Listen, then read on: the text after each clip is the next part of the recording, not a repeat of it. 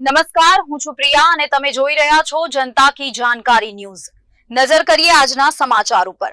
સુરેન્દ્રનગર અતિ ભારે વરસાદના પગલે નાના ત્રાડિયા ગામનો રસ્તો ખખડધજ બન્યો।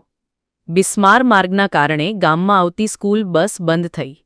આમાં કેવી રીતે ભણશે ગુજરાત અને આગળ વધશે ગુજરાત? એક સવાલ।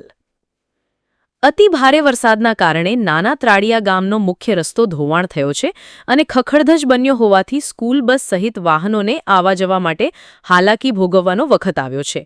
જ્યારે નાના ત્રાડિયા ગામનો માર્ગ હાર બિસ્માર હાલતમાં છે।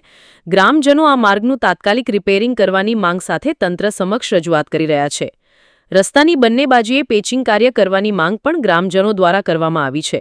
સ્થાનિક રહેવાસી અજયભાઈ પઢારના જણાવ્યા અનુસાર ચોમાસા દરમિયાન પડેલા ભારે વરસાદ અને ઉપરવાસના પાણીને કારણે રસ્તો વધુ ક્ષતિગ્રસ્ત થયો છે અને બિસ્માર બન્યો છે અને ખખડધજ રસ્તાના કારણે હાલ સ્કૂલ બસ બંધ થઈ ગઈ છે। તેથી વિદ્યાર્થીઓને સ્કૂલે જવા મુશ્કેલી પડી રહી છે। તેથી આ પરિસ્થિતિમાં ગ્રામજનોએ તંત્ર પાસે માર્ગનું સમારકામ વહેલી તકે શરૂ કરવાની માંગણી કરી છે, જેથી સ્થાનિક લોકોને અવરજવરમાં પડતી મુશ્કેલીઓનો સામનો ન કરવો પડે। ગામ નાના ત્રાડિયા, તાલુકો ધંધોકા, જિલ્લો અમદાવાદ। આજે નાના ત્રાડિયા ગામમાં મોટો પૂર આવવાથી રોડ રસ્તા બંધ થઈ ગયા હતા, પણ તે ગામના લોકો જેસીબીથી રિપેર થોડું કામ કરેલ છે।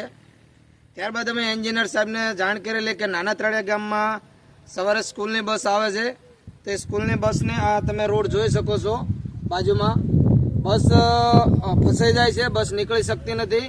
આ મેન્ટલ નાખવામાં આવે, રોડ રિપેર કરવામાં આવે અને જેથી કરીને રોડ સારો બનાવે એવી સરકાર સાહેબને નમ્ર વિનંતી છે। અમારા ગામમાં એસટી બસનો બહુ તકલીફ છે। આ રોડ તૂટી ગયો, હું તમને રોડ દેખાડીશ।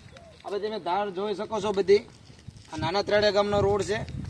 ત્યારબાદ હું આ બાજુની જમણી સાઈડની હું તમને ધાર દેખાડીશ કે આ જમણી સાઈડની ડ્રાઈવર સાઈડની જે વાત છે, તો સાહેબ લઈને આવે, આ મોટા મોટા ખાડા છે આ કણે, આ ખાડામાં બસ અહીં નમે તો એક બાજુ નમી જાય છે બસ, તેથી કરીને કોઈ રિપેર કામ હજુ કરવામાં નથી આવ્યું। પૂર આવ્યું ત્યારે મેં વિડીયો બનાવેલો, સાહેબશ્રીને નમ્ર વિનંતી કરી કે જેથી કરીને પાણી ઉતરે એના 5 દાડામાં અમારો ગામનો રિપેર કામ કરવામાં, પણ હજુ લગન 1 મહિનો થઈ ગયો, કોઈ રિપેર કામ કરવામાં આવ્યું નથી।